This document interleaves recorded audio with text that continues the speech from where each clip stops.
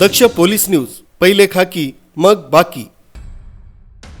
नाशिक शहरातील वडाळा गाव इथं अनेक वर्षांपासून पाण्याचा प्रश्न प्रलंबित आहे। अनेक नगरसेवक येऊन सत्ता भोगून गेलेत आणि भोगत पण आहेत, तरी देखील हा प्रश्न काही सुटला नाहीये। वडाळा गाव इथल्या काही भागात मुबलक पाणी तर काही भागात एकदमच कमी दाबानं पाणी, असं का, असा प्रश्न नागरिकांकडून विचारला जातोय।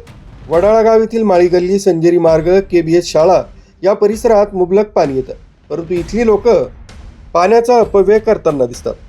तसंच सल्ली पॉइंट, रामोशीवाडा, कोळीवाडा, गरीब नवाज कॉलनी, गणेशनगर, राजवाडा इथं कमी दाबानं तसंच दूषित पाणी पुरवठा होत आहे। जलकुंभातून येणाऱ्या पाईपलाईन देखील काही ठिकाणी लिकेज असल्यानं पाणी तर वाया जातच, परंतु त्यामुळे दूषित पाणी पुरवठाही होत आहे।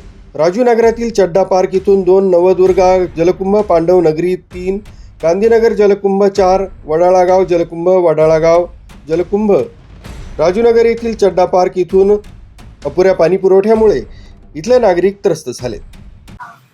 नमस्कार, मी ईश्वर पवार।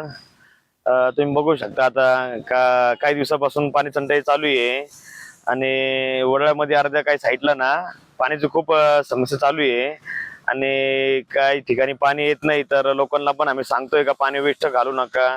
लोक सरसपणे रस्त्यावरती कपडे वगैरे धुत आहे, गाड्यावर धुत आहे। आम्ही त्यांना वारंवार विनंती केली का ठीक आहे, पाणी वेस्ट घालू नका। त्यांच्यामुळे आमच्या काही भागामध्ये पण पाणी येत नाहीये, का या पाण्याचं काहीतरी विल्हेवाट लावली पाहिजे आणि कॉर्पोरेशन यांच्यावरती काहीतरी दंड टाकलं पाहिजे, नाही का? एवढी फक्त आपली अपेक्षा आहे। न्यूज ब्युरो, दक्ष पोलीस न्यूज, नाशिक।